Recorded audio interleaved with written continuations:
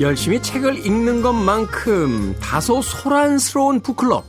북구북구 북튜버 이시안 씨, 북칼럼니스트 박사 씨 나오셨습니다. 안녕하세요. 네, 안녕하세요. 네. 좀 소란스럽긴 해요. 우리 북클럽이. 소란스럽다니까 생각이 났는데 제가 어렸을 때 그렇게 집이 시끄러웠대요. 집이? 제가 책을 읽으면서 계속 막 깔깔거리고 웃고 막 울고 막 이래가지고 집에 딱 들어오면 혼자서. 그래서 지금도 책을 읽을 때 사람들이 리액션 드라마를 찍어라, 그 유튜브를 찍어라 할 정도로 되게 반응을 하면서 읽는 편이에요. 그거 괜찮겠는데요? 혼자 책을 읽다가 으악 막 그런 거죠. 그런 거죠. 옆에서 보면 좀 무섭습니다. 맞아. 약간 무서울. 근데 이제 그거를 동영상으로 이제 하면 그쵸. 그건 또 뭐 재밌을 수 있으니까. 그렇죠. 자, 오늘 읽어볼 책은 특별히 청취자분께서 추천해 주셨어요. 은선이라고 아이디 쓰시는 분인데, 테디 북구북구는요, 제가 토요일에 라디오를 듣는 이유입니다. 20대에 읽고 60대인 지금까지 최단편으로 남아있는 셀라 라게를레프의 느텁집 처녀 다뤄주시면 안 될까요? 라고 하셨는데, 그래서 골랐습니다. 물론 청취자 은선이님의 강력한 추천도 있었습니다만, 우리 이소연 작가가 느텁집 처녀의 이 페이지 수를 보고 나서 강력히 이 책을 해야 된다. 여기 추천했을 때 이 말이 너무 먹힌 거예요. 최단편. 단편. 이게 먹힌 거예요. 최초절정 단편이에요. 이분이 좋아하는 최장편은 뭔가 또 궁금하네요. 네. 아니, 그건 궁금하지 않습니다. 장편이요? 태백산맥 한번 해볼까요? 자, 먼저 작가, 이 셀마 라게를레프. 이 스웨덴 작가로 알려져 있는데 우리에게는 조금 생소한 그런 작가이기도 합니다. 어떤 작가인지 먼저 박사 씨의 소개부터 들어보겠습니다. 네, 생소하죠, 이름이. 하지만 그 노벨 문학상을 여성으로서는 최초로 수상한 작가입니다. 아, 그렇군요. 네. 그리고 1909년에 수상을 했는데 1914년에는 스웨덴 할리먼 회원으로 등극한 최초의 여성이 되기도 했던 분이시죠. 이 1858년 11월에 태어나서 1940년에 타계한 스웨덴 작가인데요. 네. 아버지가 중이었고 어머니는 공장장의 딸이었다고 합니다. 이 집은 좀 부유했던 것 같아요. 6남매 중에 5째로 태어났다고 하는데요. 이 할머니와 가정교사에게 교육을 받았고 24살에 여자 고등사범학교에 다닌 이후에 그 여자고등학교의 교사로 일을 했습니다. 네. 이 할머니에게 들은 신화와 전설, 그리고 어렸을 때부터 탐독한 성경책이 이 작가의 작품에 아주 중요한 모티브가 되고 있어요. 이 첫 소설이 예스타 베를린 이야기, 예스타 베를린 전설이라고 하는데 이 작품을 보더라도 그 특징이 잘 드러나고 있습니다. 그 이후의 작품도 민간 설화나 전설에 영감을 얻은 작품들이 많이 있습니다. 그리고 이제 이분의 뭐 가장 많이 알려진 작품이라고 해야 되나요? 애니메이션으로도 유명하죠. 닐스의 모험. 네. 이 책은 재미있는 게 스웨덴 전국 교사협회에서 아이들을 위한 지리도서를 집필해 달라라고 의뢰를 했다고 해요. 네. 그 지리도서? 네네네. 아이들이 지리를 쉽게 이제 익힐 수 있는 그런 책을 만들어 달라라는 의뢰를 받고 쓴 책입니다. 이 한 소년이 엄지손가락만큼 작아져서 거위를 타고 세계를 모험하는 그런 구도죠. 이 역사적인 내용과 지리학적인 내용을 버무려낸 건데요. 이 스웨덴의 자연과 전설을 잘 담아낸 것으로 아주 유명합니다. 그런데 이 책이 라게를레프의 가장 잘 알려진 책이 됐고요. 300여 개의 언어로 번역 출간됐다고 합니다. 300여 개요? 네네. 이미 그 이전에도 스웨덴의 국민작가였지만 이 책 덕분에 노벨상도 받았고요. 스웨덴의 우표와 화폐에도 얼굴이 실리는 스웨덴 대표 작가가 된 거죠. 네. 국민적인 영웅이군요, 스웨덴에. 네. 하긴 그 노벨상 수상위원회도 이제 스웨덴 쪽에서 하는 걸로 알고 있으니까 자기 나라 작가한테 준 거군요. 네, 그런 셈이죠. 그렇게 생각하면 되겠군요. 자, 셀마 라게를레프. 이 닐스의 몸은 저도 참 재미있게 봤던 기억이 나는데 생각해보면 저희 어릴 때 지리 수업이라는 건 그냥 다 암기였거든요. 그렇죠. 네. 자, 행정수도 외우고, 어디서 뭐 나고, 어디서 뭐 나고, 어디서 뭐 나고, 이거 다 외우고, 다 이런 거였는데, 이런 방식이 아니라, 엄지손가락만한 작아진 한 주인공이 거위를 타고 다니면서 그 지역을 모험하는 이야기로 지리를 배웠다라면, 얼마나 좋았을까 하는 생각이 드는군요. 대륙붕 위에 내려앉고 그렇죠. 고산지대에서 고랭지 채소를 재배하며 뭐 이런 개마고원에 거. 갔다가 그러니까 부산에서 서핑하고. 야. 네? 그렇죠? 지금 한번 써보시죠. 혹시 모르잖아요? 제가요? 네, 그럼요. 서핑 교재가 나올 것 같은데요. 그냥. 자, 이 책의 내용 어떻게 됩니까? 늦텁집 처녀. 발음만큼이나 우리에겐 좀 생소한 그런 책인데. 네, 작품의 시작은 재판정입니다. 가난한 하녀인 헬가가 주인집 유부남의 아이를 임신하고요. 그 아이의 양육비를 청구하는 소송이었던 거죠. 네. 근데 이 남자는 재판정에서 성경에 손을 얹고 난 거짓이 없다라고 이렇게 선서를 하려고 하는데 갑자기 헬가가 재판정으로 뛰어나가서 성경을 빼앗고 그 소송을 취하해버려요. 그 피고가 거짓 선서를 하면 신의 분노를 살 것이고 그에게 지옥문이 열릴 것이라고 생각을 한 거죠. 그러니까 헬가의 사랑과 이 신을 경외하는 이런 행동은 그 재판관뿐 아니라 법정에 있는 사람들을 감동을 시켜요. 그 사람 가운데는 또 구드문트라는 사람이 있었는데 이 사람은 네, 평범한 농부 집안의 아들이거든요. 그 어머니에게 재판소에서 있었던 일을 이야기하니까 그 어머니가 그 아가씨 내면에는 뭔가 좋은 씨앗이 있는 모양이다 이렇게 얘기하면서 데려와서 일을 시켰으면 합니다. 그래서 구드문트는 그 소식을 전하러 헬가의 집으로 갔다가 헬가가 자신의 부모님에게 낮에 있었던 일을 말하지 못하고 늪에 빠질 생각까지 하면서 울고 있는 것을 발견합니다. 네. 이 집이 늪터집이에요. 그러니까 늪 근처에 있는 늪집이라는 게 늪 옆에 있는 그렇죠. 집 뭐 이 정도 되는 거죠? 늪의 터에 그 사이시옷이 붙어가지고 늪터시 된 거죠. 네.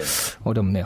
어려워요. 네. 구드문트는 헬가에게 일자리가 생겼다는 기쁜 소식을 전하고요. 헬가는 용기를 내어서 부모님을 뵐 수 있게 됩니다. 헬가는 그 다음 날부터 구드문튼에서 일을 하게 되는데 구드문튼은 마을에서 돈도 많고 권력도 있는 면장집 딸과 혼담이 오가는 중이었어요. 네. 이렇게 보면 되게 소박하죠. 면장인데 권력도 있고. 지옥에서 면장. 그렇죠. 네. 근데 혼담이 본격적으로 오가다가 구드문트 집에 방문한 면장집 측에서요. 헬가를 문제 삼죠. 아무래도 행실이 좋은 건 아니었으니까요. 결국 헬가를 내보내게 됩니다. 사실 그 전에 헬가는 집이 너무 그리워서 자기 집의 죄를 구드문트 집의 화덕에 뿌리면 그 그리움이 전이 된다라고 하는 미신을 행동으로 옮기면서 구드문트 집에 정을 막 붙이던 참이었거든요. 이 이야기를 듣고 구드문트가 내 손으로 너를 내보낸 일은 없을 거다라고 맹세를 했는데 바로 몇 주 있다가 이제 내보내게 되는 거죠. 네. 결혼식을 앞두고 구드문트는 친구들과 놀다가 자신이 술에 취해 사람을 찔러 죽인 것 같다고 생각을 하게 돼요. 왜냐하면 자고 일어났더니 부러진 주머니 칼이 자신의 주머니에 있었거든요. 그리고 변사체가 발견이 되죠. 네네.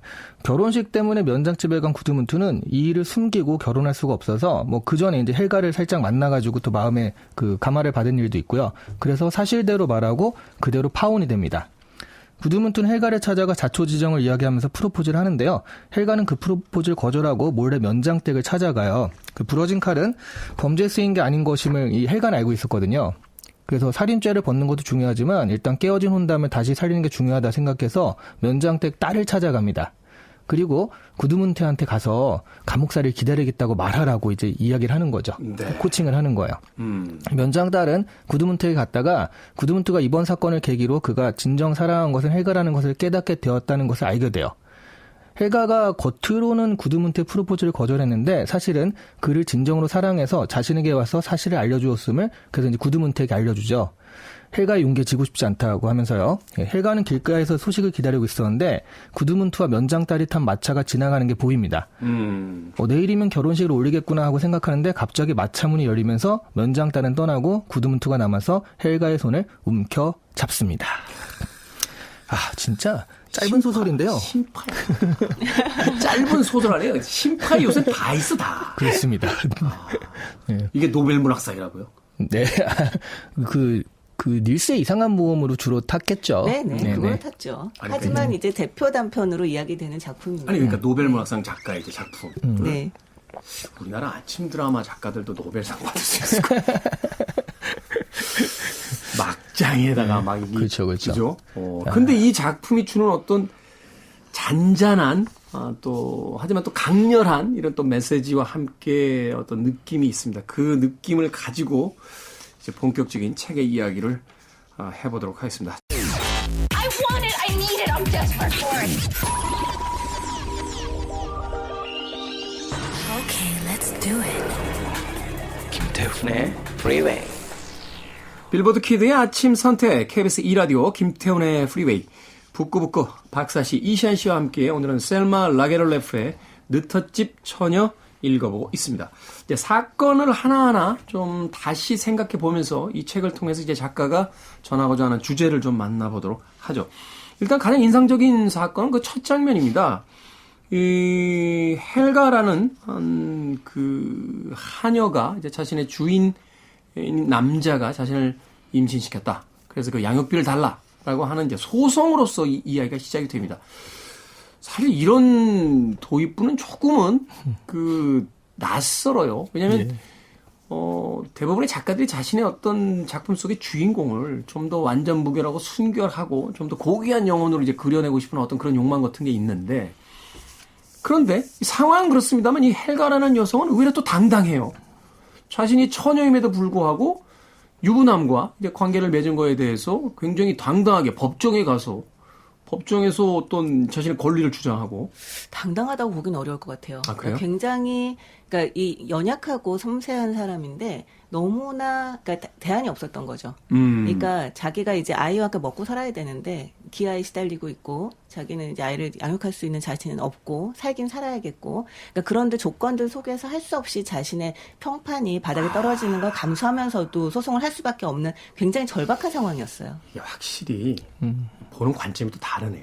왜냐면 이제 저는 마초의 시대에 길들여진 이 남자이다 보니까 이 상황을 굉장히 당당한데? 라고 생각하지만 이게 또 여성의 입장에서는 그렇게 선택할 수밖에 없는 상황임이 또 당연한 거니까. 앞부분에 그렇게 묘사가 돼 있기도 하고 판사도 그렇게 생각을 합니다. 그러니까 이런 재판이 이 여자에게 얼마나 평판을 바닥에 떨어뜨리는 일인지 알고 있고 그렇기 때문에 헬가가 이렇게 소송을 한 것이 그러니까 진실일 가능성이 굉장히 높다.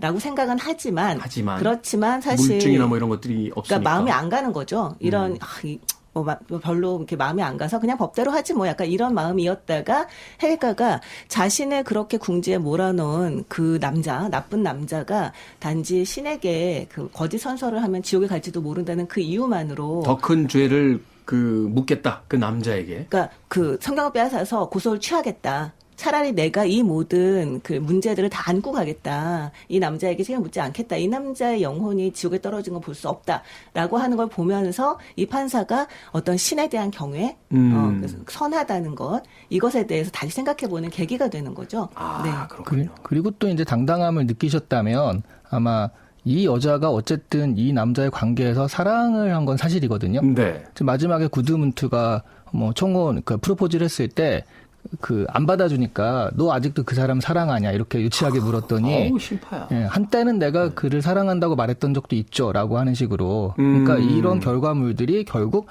어쨌든 순수한 사랑에 의한 것이다. 그 사랑이 일단 기본 베이스에 있으니까 적어도 그 행위에 대해서는 내가 그렇게 아주 뭐 좀 당당하다라는 말은 이상하지만 그렇다고 너무 완전히 부끄럽다 이런 것도 아니었던 것 같긴 해요. 네. 어찌됐건 자신의 삶에서 어떤 주체적 선택을 한다는 것만으로도 이 헬가가 가진 어떤 그 캐릭터를 분명히 보여주는 것 같은데, 그렇게 본다면 이 첫 장면에서 이미 헬가는 나락으로 떨어집니다. 네. 근데 이 나락으로 떨어진 한 처녀가 그 이후에 이제 구드문트라고 하는 다른 남자를 만나서 그를 이제 그 구원하는 그런 이야기들이 이제 펼쳐지게 되는 거잖아요. 네. 이 첫 장면과 그 이후에 이어지는 어떤 사건들과의 어떤 관계들을 좀 이야기해 주신다면 어떨까요? 기본적으로 그러니까 첫 장면에 다 나와 있는 것 같아요. 그러니까 이 사람의 주제라는 게 보통 신에 대한 경외심, 순수한 사랑에 대한 또 경외심도 있고요. 그다음에 용서와 화해, 그다음에 헌신적인 사랑 이런 것들이 이제 좀 많이 다룬다고 하는데 그 첫 장면에 이게 다 들어가거든요. 네. 신에 대한 경외심, 사랑, 화해, 용서, 헌신적인 사랑 이런 것들이, 그리고 그런 것들이 결과적으로 보면 이 구드문트라는 약간은 좀 속물적이죠. 속물적인 이런 청년이나 이런 사람들의 마음을 감화시켜서 진정 이런 식의, 그러니까 뭐 헌신과 경외 이런 식으로 이제 끌어온다라는 개념이라서 사실 이 첫 장면에서 거의 이 작품의 모든 걸 다 보여주지 않았나 싶습니다. 네. 이 첫 장면을 보면서, 그러니까 당시의 사람들이 그 당시의 사람들, 그러니까 그리고 그 마을 사람들이 신에 대해 어떻게 생각했는가라고 하는 걸 우리가 잘 이해하지 않으면 사실 이해하기 어려운 이야기일 수도 있어요. 네. 그러니까 신에 대한 경외, 그러니까 신을 믿는다는 것과 선하게 산다는 것이 이 안에서는 같이 이제 같은 얘기인 거죠. 네. 헬가 같은 경우는 사실 이 이야기 속에서 보면 헬가의 이제 반대쪽에 있는 이를테면 헬가를 그 나쁜 운명으로 몰아넣고 있는 악당이라고 할 수 있는 남자가 이 남자하고 그다음에 나중에 구드문트하고 결혼하려고 하는 힐두르 이 둘이 이제 헬가에겐 적이라고 할 수 있는데 헬가가 이 둘에게 보여준 태도를 보면 정말 그들이 정말 말 그대로 그 불행을 겪는 걸 참지 못하거든요. 네. 굉장히 헌신적으로 차라리 자기가 그 모든 문제들을 받더라도 그들을 구원하려고 하는 모습을 보인다는 거죠. 그렇기 때문에 이 신에 대한 경외라고 하는 것이 우리가 어떻게 이해할 것인가에 따라서 이 작품을 어떻게 이해할 것인가가 좀 판가름 나는 것 같아요. 오히려 이 사건 속에서 가장 밑바닥으로 가라앉은 한 처녀가 그 주변 사람들을 구원해가는 과정. 앞서서 뭐 이 셀마 라게를레프가 사실은 그 북유럽의 신화와 이제 성경에서 가장 많은 영향을 받았다라고 하는데 그 성경이 가지고 있는 어떤 기본적인 그 메시지 이런 것들을 이 작품 속에서 일종의 성처녀의 어떤 개념처럼 가지고 와서 그 작품적으로 잘 풀어내고 있다 이렇게 또 볼 수 있겠네요. 맞아요. 그렇기 때문에 사실 그 헬가한테 사람들이 차례차례 감화받는 장면들이 굉장히 인상적입니다. 그러니까 재판에서 아주 목석 같았던 판사가 고맙다라고 말하면서 이 그 헬가의 손을 잡는 장면이라던가 그 올 때 구드문트가 이제 헬가를 이제 잘못 알아보고 태워줬다가 이 문제의 그 여자라는 걸 알고 중간에 내려버려요. 네. 그랬던 아주 매몰찬 구드문트가 결국 사랑하게 다시 되는 돌아올 때 과정이나 다시 또 태워주게 되죠. 그렇죠. 그런 과정이나 그 헬가의 부모가 그러니까 정말 그 딸이 이렇게 아이를 낳아서 오고 막 이러면서 그 집안은 너무 가난한데 막 이제 그 몰아치거든요. 헬가를 처음에는. 그러다가 이 이야기를 듣고 우리가 딸을 잘못 키우지 않았다. 라면서 이 딸에게 되게 따뜻하게 돌아서는 모습이라던가 그런 모습들을 보면 좀 지나치게 동화적이다라는 느낌이 들면서도 그러면서도 말 그대로 성처녀처럼 헬가가 주변 사람들을 감화시켜가는 과정이 굉장히 인상적으로 그려지고 있죠. 그렇군요. 사실은 그런데 이 책에서 저는 가장 인상적이었던 것이 그 재판을 마치고 돌아와서 이제 헬가가 굉장히 힘들어하는 장면이 있잖아요. 네. 그 장면이 굉장히 인상적이었어요. 말하자면 그 장면이 이 책에서 빠져나간다면 이 헬가는 입체적인 인물이라기보다는 약간 네. 좀 평면적인 오히려 작가가 처음부터 거의 어떤 이상에 가까운 그 여성상으로 또 구원의 상으로 만들어진 그런 캐릭터처럼 보일 수 있었을 것 같은데 네. 그 괴로워하는 장면을 통해서 그녀도 연약한 인간이고 그 연약한 인간이 같은 인간들을 어떻게 구원해 나가는가 그 네. 과정이 굉장히 또 흥미진진하지 않았나 생각이 들거든요. 맞아요. 그 느텁집이라고 하는 그것이 상징하는 것이 그런 부분이 아닐까 싶은데 거기 이런 얘기가 나옵니다. 그 어린 시절 늪에 빠졌던 생각이 떠올랐다. 늪에서 빠져나오려고 애를 쓰면 쓸수록 자꾸만 빠져들지 않았던가. 그녀가 움켜잡은 나뭇가지나 관목은 모조리 굽어져 버렸었다. 지금이 바로 그 상태였다. 그녀가 몸을 지탱하려고 애를 쓰면 쓸수록 점점 곤경에 빠질 뿐이었다. 아무도 그녀를 도우려 하지 않았다. 그때는 목동이 나타나 그녀를 구해주었으나 지금은 그녀를 구해주러 오는 사람이 아무도 없었다. 이제야말로 완전히 파멸하게 되리라는 확신만이 앞설 뿐이었다. 이렇게 얘기를 하면서 정말 말 그대로 자살 직전까지 가거든요. 네. 그 완전한 바닥을 치게 되는데 그러면서도 사실 주변 사람들에 대해서 어떤 원망을 하거나 아니면 주변 사람들에게 어떤 극악스럽게 살기 위한 이익을 취하려는 태도를 전혀 보이지 않습니다. 굉장히 인상적이죠. 네. 그렇군요. 그래서 저는 정채봉님의 동화를 보는 줄 알았습니다. 아름답고 순수하고 이 사람의 마음으로 이걸 다 바꿀 수 있다. 뭐 이런 개념이 좀 있는 것 같아요. 약간 내용이요. 뮤지컬 같아요. 이 문학 작품이긴 한데 이제 과거의 문학이고 현대 문학은 네. 사실 이런 방식으로서 혹은 또 이런 어떤 캐릭터들이 등장하면 약간 비현실적이다 이렇게 이제 보는 경향들도 있는데 여러 어떤 이 장르의 이제 문학적 그 원작을 바탕으로 한 장르들 이렇게 쳐다보다 보면 약간 이 낭만성, 어떤 이런 구원에 대한 어떤 그 신화 이런 것들이 뮤지컬 쪽에서 최근에 많이 나타나는 것 같고, 그죠? 영화나 문학은 좀 더 현실적인 어떤 그런 차가운 면들을 많이 보여주는 것 같아서 저는 책을 읽으면서 이거 뮤지컬 같은데 하는 갑자기 느텁집 처녀가 노래를 부를 것 같아요. 그러니까 우리가 이걸 잊으면 안 되는 게 늪이 나오고 뭐 그 황폐한 자연 뭐 이런 게 나와서 굉장히 리얼리즘 같지만 리얼리즘에 근거한 소설은 전혀 아니고요. 네. 이 작가가 닐스의 이상한 모험을 쓴 작가라는 거. 판타지. 이 엄지손가락만한 애가 거위를 타고 날아다니는 그런 작품을 쓴 작가라는 거. 이거 잊으면 안 돼요. 그렇군요. 굉장히 현실적인 묘사 속에서도 또 어떤 신화적인 그 구원과 또 이 성처녀의 이미지가 살아있는 그런 작품이다라고 두 분께서 또 분석을 해주셨습니다. Free your mind. I want to break free. Are you free? I'm free. So let the freeway. Riding on the freeway. Freeway. 북구북구. 오늘은 셀마 라게를레프의 느터집 처녀 읽어보고 있습니다. 자, 이 책에서 가장 중요한 것 중에 하나가 이제 늪터 또 숲이라고 하는 그 공간입니다. 저는 사실 여기서 이제 구드몬트죠? 구드몬트가 그 언덕길을 올라가면서 하는 그 어떤 묘사가 굉장히 흥미로웠어요. 그러니까 아주 그 길의 거침을 이렇게 표현을 하다가 문득 그녀도 이 길을 먼저 올라갔겠구나 하는 그 대사가 이렇게 나올 때 사실은 이 구드문트라는 캐릭터가 그 헬가를 얼마나 좋아하게 되는지에 대한 그 어떤 간접적인 어떤 사랑의 표현 같은 그 감정을 그런 방식으로 이제 표현하는 방식이라든지 또 헬가가 지금 겪고 있는 어떤 상황에 대한 것을 이 구드문트가 직접 걸어가고 있는 그 공간과 길에 대한 어떤 묘사를 통해서 이제 보여주는 장면 같은 것들이 참 작가로서 뛰어난 어떤 역량을 보여준다 하는 생각을 했는데 자, 느터집과 이 숲, 언덕길 이런 어떤 공간이 주는 분명한 또 상징들이 있겠죠, 의미들이. 일단 늪이라는 게 보통 한국에서 살면은 접하기 어렵잖아요. 한국엔 늪 별로 없죠. 호수는 있어도 네. 늪은 별로 없는 것 같아요. 네. 그게 어떤 토양의 특징인지 모르겠습니다만. 그런데도 불구하고 늪하면은 이렇게 좋은 이미지는 아닌 거죠. 뭔가 그리고 한국은 늪이 아니야. 네. 조관우 씨 노래가 넙이요, 넙 이라고 해야지.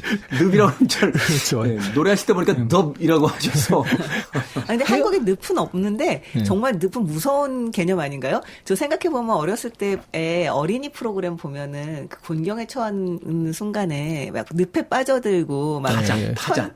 그쵸. 타잔. 천천히 빠져드는데 저한테 아무도 구해줄 수 없고 막 이런 장면들 보고 너무 공포에 질렸던 기억이 그리고 나요. 꼭 빠지다가 손 그쵸. 하나만 나왔을 때 누가 탁 잡아 끌어가지고 이렇게 그쵸. 구원해 네. 이르는. 네. 해밍웨이 같은 작가도 있잖아요. 친구가 넙에 빠졌는데 안 도와주잖아요. 그러다가 네. 자네가 괴로우니까 총으로 쏴줄게. 그러니까 아니 쏘지 마, 내가 나갈게. 그래서 진짜인지 모르겠습니다만 뭐 그런 해밍웨이에 대한 유명한 일화가 있다. 뭐 이런 이야기도 했었는데. 늪 자체도 워낙 위험하고 그 일단 음울한 특성, 왜냐면 습지대니까 일단 다 축축하고 그런 것들. 그렇죠. 예, 그러니까 이런 것들과 지금 완전 대비가 되고 있잖아요. 이 헬가라는 처녀는. 그래서 사실 북유럽 동화들은 기본적으로 이게 그 동화의 주제가 그거잖아요. 이불 밖은 위험하니까 함부로 나가지 마라. 그렇죠. 북유럽의 그 자연환경이 그렇게 좋지가 않기 때문에 험한 자연에서 동화가 끔찍하잖아요. 네, 밖에 네. 나가면 위험하다는 이야기를 하기 위해서. 그러니까 이런 그 정말 척박한 환경에서 거기서 사는 이 처녀가 이 사람들을 감화시키는 얘기라는 건 이렇게 대비가 되면서 이 사람의 어떤 순수함, 사람의 힘이 얼마나 이 자연을 이길 수도 있든지 그런 것들을 잘 보여주는 그런 배경이 아닌가 싶어요. 전 약간 다른 측면에서 좀 다가왔었는데요. 중간에 헬가가 이제 구드문트의 집에 와서 일을 하게 되잖아요. 근데 구드문트의 집에서 굉장히 잘 대해줬음에도 불구하고 늪터집과 숲을 너무너무 그리워합니다. 너무너무 그리워해서 자기가 돌아가서 정말 다시는 나오지 않고 그러니까 그 집에 살고 싶다, 일을 그만두고 싶다라고 하는 그 막 욕망을 느껴요. 네. 그래서 그것을 이제 그걸 해결하기 위해서 헬가는 자신의 그 집에 있었던 재를 가지고 가서 자기 그 일하는 집, 그 구드문트의 집에 있는 화로에다 뿌리면 네. 그러면 이런 애착이 옮겨간다라고 하는 그런 그 자신의 그 말하는 민간신앙 민간 같은 신앙 거죠. 같은 거죠. 네. 네. 그걸 실천을 합니다. 그러면서 구드문트의 집에 정말 말 그대로 정을 붙이게 되죠.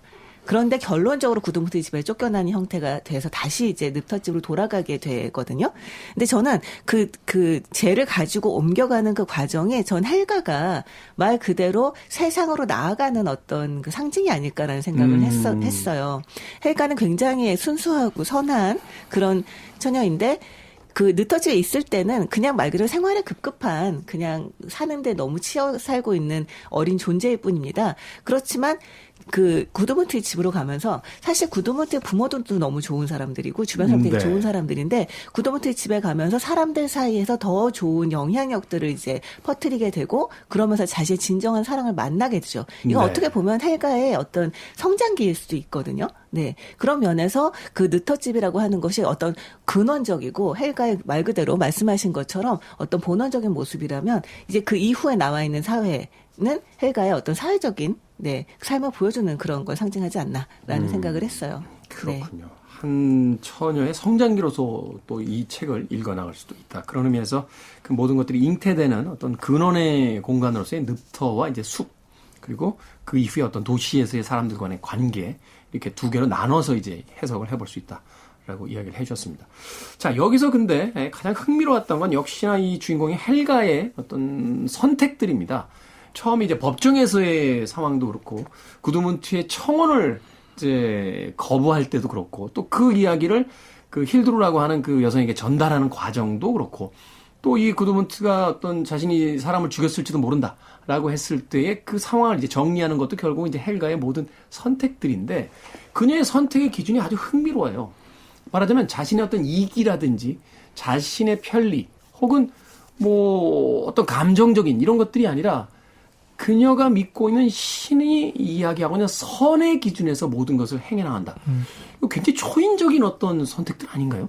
근데 재밌는 게, 아까 이 헬가의 성장기라고 하셨는데, 사실 여기 나오는 주인공들은 다 성장을 합니다. 구드문트도 그렇고, 심지어 힐두르도, 네. 너의 용기에 지고 싶지 않았다라고 하면서 또 그 올바른 얘기를 하죠. 힐드루가 그래서 자신에게 들려준 헬가 이야기를 또 구드문트에게 전하죠. 네. 그러니까, 여기서 그러면 이 성장이라는 건 좀 용기라고 보거든요. 네. 그러니까, 말씀하신 대로 내가 지키고 싶은 게 있는데, 그런 것들을 포기하고, 그리고 이 다른 사람을 위해서, 그러니까 이기적인 인간이 이타적인 사람이 될 수 있는 그 용기를 헬가가 처음에 보여줬거든요, 재판정에서.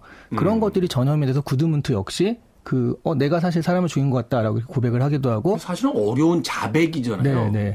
그런 용기들이 지금 전이되는 그런 것들을 보면, 여기 되게 탐 크루즈가 저번에 내한했을 때 한 그 유명한 얘기가 있잖아요. 겁이 안 나는 게 아니다. 겁이 나도 그냥 하는 것이다. 네. 겁나죠. 네. 안 겁나겠어요. 그 오토바이 타고 거기서 뛰어내리는. 그러니까요.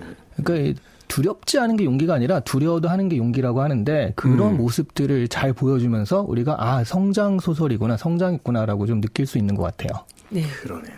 그러니까 말하자면 선한 영향력의 어떤 결과. 뮤지컬적이에요. 네. 근데 참 보면 이 이야기에 나오는 사람들이 다 기본적으로 근본적으로 악한 사람들이 별로 없습니다. 그러니까 빌런이 처음 등장한 네, 그 주인집 남자 정도가 빌런이고 맞아요.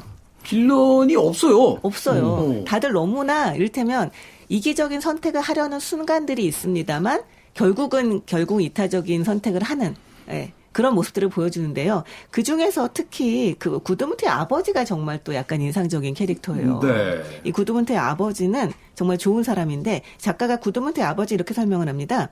에를란트는 키가 작은 대머리로 아름답고 현명한 눈을 가진 사람이었다.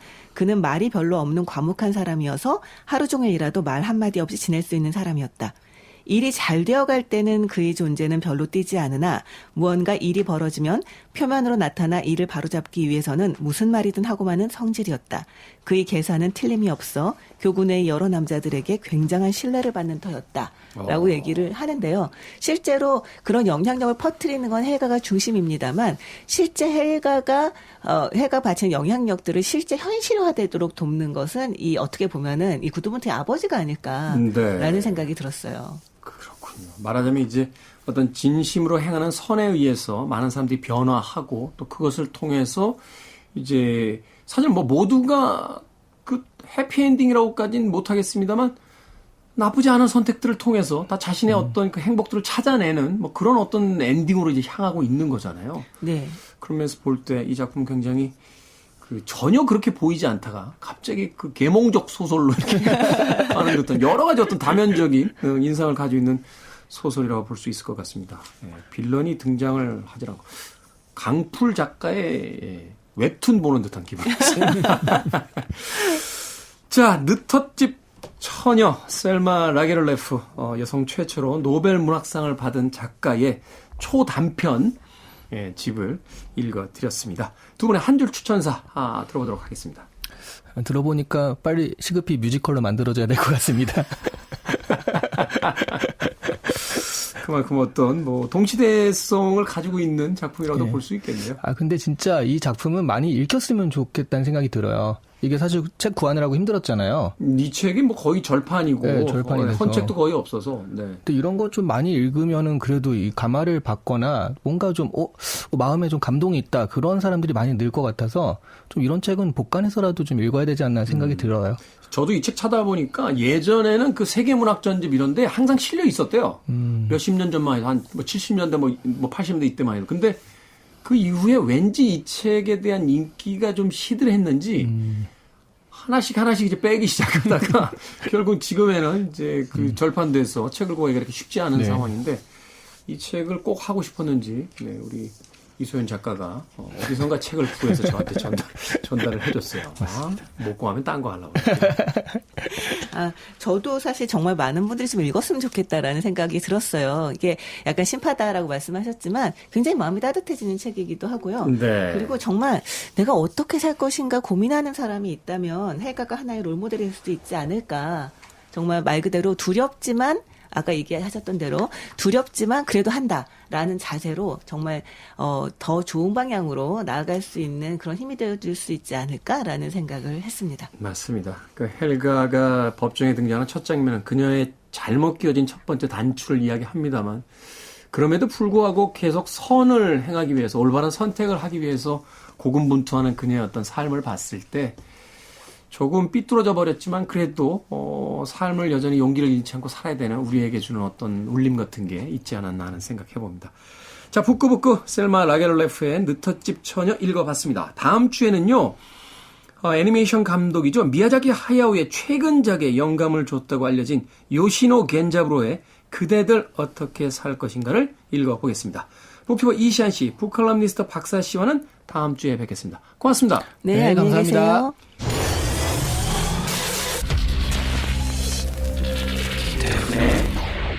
Freeway.